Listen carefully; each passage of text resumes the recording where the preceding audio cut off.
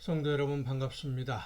오늘 영상이 좀 늦어졌습니다. 갑자기 문제가 좀 생겨서 영상을 올리지 못해서 다시 영상을 촬영을 해서 올리게 되느라 조금 늦었습니다. 죄송합니다. 오늘 우리가 함께 은혜를 나눌 본문 말씀 신약 성경 히브리서 3장 17절부터 19절까지에 있는 말씀입니다. 히브리서 3장 17절부터 19절까지에 있는 말씀 봉독합니다. 또 하나님이 40년 동안 누구에게 노하셨느냐? 그들의 시체가 광야에 엎드러진 범죄한 자들에게가 아니냐? 또 하나님이 누구에게 맹세하사 그의 안식에 들어오지 못하리라 하셨느냐? 곧 순종하지 아니하던 자들에게가 아니냐? 이로 보건대 그들이 믿지 아니하므로 능히 들어가지 못한 것이라. 아멘. 우리의 믿음은 쭉정이가 아닌 알곡이 되어야만 합니다. 그래서 마지막 날에 예수 그리스도와 함께 하나님이 베푸신 천국잔치에서 즐겁게 찬양하며 하나님의 영광을 찬양하는 그 자리에 우리 모두가 가 있어야 될 줄로 믿습니다. 우리가 예수님을 믿는다고 하면서도 그 심판의 날에 버림을 받을 수도 있다, 외면당할 수도 있다는 두려움을 우리가 잊지 말아야 됩니다. 과연 우리가 한순간도 흔들리지 않고 평생을 하나님의 말씀에서 벗어나지 않는, 말씀을 따라 순종하며 믿음으로 행하는 그런 삶을 살아갈 수 있을까 하는 문제를 생각해 볼 필요가 있습니다. 한두 번 생각해 보는 것이 아니라 늘 생각해야 되지요. 이스라엘 백성들이 애굽에서 나와서 가나안 지역을 정탐한 보고를 들으면서 탄식했던, 불평하고 원망했던 상황을 한번 상상해 보십시다.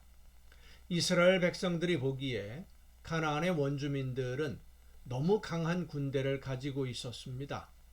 그들과 맞서서 싸우는 것은 계란으로 바위를 치는 것보다 더 어리석은 일이라고 생각이 되었던 것이죠. 가나안 땅을 정탐하고 돌아온 사람들의 보고하는 내용이 민수기 13장에 기록되어 있는데 이런 내용으로 보고를 합니다. 우리가 두루 다니며 정탐한 땅의 모든 백성은 신장이 장대한 자들이며 거기서 네피림 후손인 아낙 자손의 거인들을 보았나니 우리는 그 스스로 보기에도 메뚜기 같으니 그들이 보기에도 그와 같았을 것이니라 라고 보고를 합니다. 스스로 자기 자신을 보니까 메뚜기 같고 가나안 원주민들은 용사들 같은데 용사와 메뚜기의 싸움 누가 이기겠습니까? 그런데 어떻게 그 땅을 빼앗을 수 있겠느냐 하는 이런 지극히 상식적인 말이라고 할 수 있는데 이 말에서 메뚜기 콤플렉스라고 하는 심리학 용어가 만들어집니다. 자기 비하라고 흔히 말하는 그런 용어인데 내 능력을 다른 사람과 비교해서 나는 열등하다. 그러니까 자기의 능력을 너무 과소평가하는 거지요. 스스로 그렇게 생각을 하고 자신감을 잃어버리는 것을 메뚜기 콤플렉스라고 합니다. 그런데 실제로 보면 이스라엘 백성들의 판단이 옳았던 판단입니다. 현실을 정확하게 본 거죠. 이스라엘 군대는 오합지졸이라고 해도 그리 틀리지 않습니다. 반대로 가나안 원주민의 군대는 훈련이 잘 된 군대 조직을 가지고 있었습니다. 가나안에 있는 여러 나라들이 서로 싸우면서 전쟁을 하면서 자기 나라를 지키고 있었기 때문에 그들은 싸우는 데 있어서, 전쟁하는 데 있어서 아주 잘 훈련된 그런 부대를 가지고 있었습니다. 그리고 특히 거기에 네피림 후손인 아낙 자손의 거인들이 있었다라고 표현을 하는데 이 네피림은 거인족을 말합니다. 고대 사회에서 키가 크고 힘이 세면 창과 칼을 가지고 싸우는데 유리한 것이 당연한 것 아니겠습니까? 그래서 거인족은 전쟁이 일어나면 가장 무서운 상대가 되는 용병들입니다. 싸우는 걸 업으로 삼는 사람들. 사울 왕 시절에 이스라엘 백성의 초대 왕인 사울 왕 시절에 다윗이 상대했던 골리앗을 생각하면 됩니다.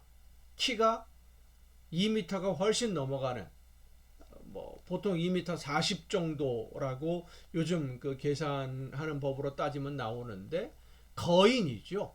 이런 거인들이 수두룩한 가나안의 군대와 싸워서 그 땅을 빼앗으라라고 하는 것은 우리 속담에 보면 섭을 지고 불에 뛰어드는 것과 같은 것이죠. 자살 행위입니다. 그런데 하나님은 가나안 땅을 주겠다고 약속을 했으니까 이스라엘 백성들을 이끌고 가나안을 점령하라는 거예요. 자, 여러분 같으면 어떻겠습니까?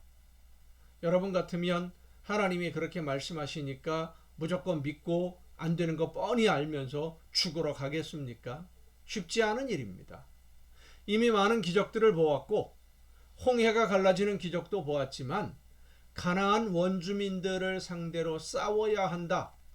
그 가나안 원주민이 없이 임자 없는 땅이라면 혹은 전쟁을 모르는 민족이라면 약한 민족이라면 어떻게 해볼 수 있겠는데 워낙 강한 군대를 가지고 있는 가나안 원주민들과 싸워서 이겨야 된다?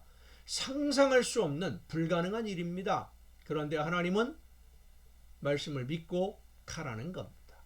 믿고 가라. 오늘 본문 말씀에 그래서 이렇게 말씀을 하는 겁니다. 믿지 아니함으로 능히 들어가지 못한 것이라. 믿지 않으니까, 하나님의 말씀을 믿지 않으니까 하나님의 능력은 충분히 가나안을 정복할 수 있는데 백성들이 믿지 않으니까 가나안 땅을 점령하라는 하나님의 말씀에 불순종해서 하나님의 약속을 믿지 못하고 정복하러 가지 않았다고 해서 이스라엘 백성들은 광야에서 40년간 방랑 생활을 해야 했고 거기서 목숨을 잃고 맙니다. 성도 여러분, 하나님의 나라를 향해 가는 우리의 신앙생활의 여정 한순간이라도 약속의 말씀에서 벗어나 흔들리지 않을 수 있겠습니까? 하나님의 구원의 길에서 벗어나지 않도록 히브리서에 있는 말씀대로 떠내려가지 않도록 주의해야 되는데 이 떠내려간다 라고 하는 것 내 힘으로 버티지 못하고 흘러내려간다는 뜻이죠. 사람이 물에 빠지면 흘러 떠내려가지 않습니까? 발을 디디고 있다고 하더라도 물살이 강하면 떠내려갑니다. 물이 깊으면 더 말할 수 없이 떠내려가죠. 세상의 유혹과 사탄의 시험이 우리를 하나님에게서 떠내려가게 만들려고 수단 방법 가리지 않는데 우리가 그것을 어떻게 버텨낼 수 있을까요? 하지만 우리가 두려워하지 않아도 되는 것은 믿기만 하면, 이제 히브리서 4장에 넘어가면 그런 말씀들이 나오는데 내일부터 어떻게 우리가 떠내려가지 아니하고 믿음 위에 서 있을 수 있는지 이 말씀들을 좀 더 세밀하게 살펴보려고 하는데 믿고 순종하기만 하면, 믿음으로 실천하기만 하면 하나님의 놀라운 능력이 우리와 함께 해주심을 믿으시길 바랍니다. 기도하시겠습니다. 오늘도 크신 사랑으로 연약한 저희들을 돌보시는 아버지 하나님, 말씀 안에서 하나님이 기뻐하시는 뜻 이루어 갈 수 있도록 오늘도 능력과 권능으로 함께 해주심을 진심으로 감사드립니다. 약속의 말씀을 믿고 현실의 조건 따지지 아니하고 오직 하나님이 원하시는 대로만 믿음으로 순종함으로써 하나님의 놀라운 능력을 날마다 체험하며 오늘을 살아내는 우리 모두가 되게 하여 주시옵소서. 이 모든 말씀을 예수님의 이름으로 기도하옵나이다. 아멘. 다시 한번 말씀드립니다. 오늘 갑자기 일이 발생하면서 이게 영상을 제 시간에 올리지를 못했습니다. 죄송합니다. 다시 녹화를 하고 하느라고 좀 시간이 늦어졌습니다. 내일 이 시간 가정 예배를 통해서 여러분 모두 함께 만날 수 있기를 바랍니다. 내일 뵙겠습니다.